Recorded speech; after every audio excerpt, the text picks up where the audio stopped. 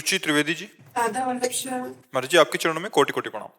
गुरुदेव, ऐसा क्या करें कि मेरा ये जन्म अंतिम जन्म हो? भगवान के आश्रित हो जाओ, नाम जप करो। दो बातें, बिना पैसा का काम है।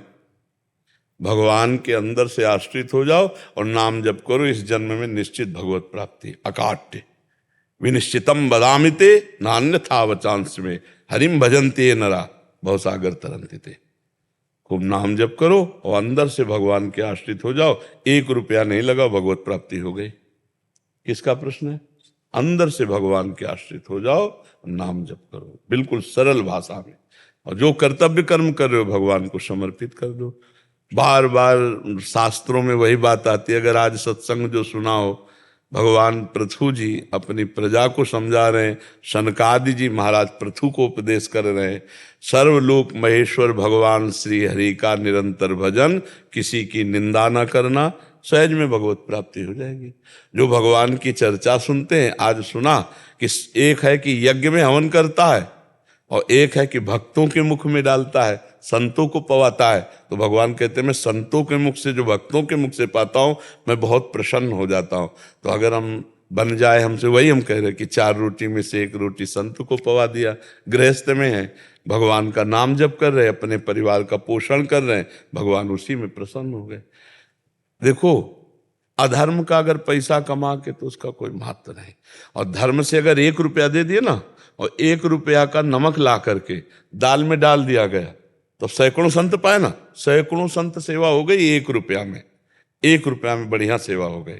और बेईमानी करके गंदा पैसा आप दो और वो बुद्धि भ्रष्ट करे तो अपराध हो गया, संतों का भजन छूट जाएगा। तो गृहस्थी में अपने कर्तव्य का पालन करते हुए, भगवान के आश्रित होकर नाम जप करते हुए भगवत प्राप्ति सहज है।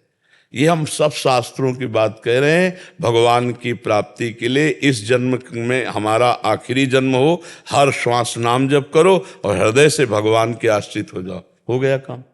अब फिर जीना है तो फिर कथा भागवत ये सब बिल्कुल सार बात है। राधा राधा राधा राधा और हे लाडली जू मैं आपकी, इसी से भगवत प्राप्ति हो जाएगी। भगवान संबंध देखते।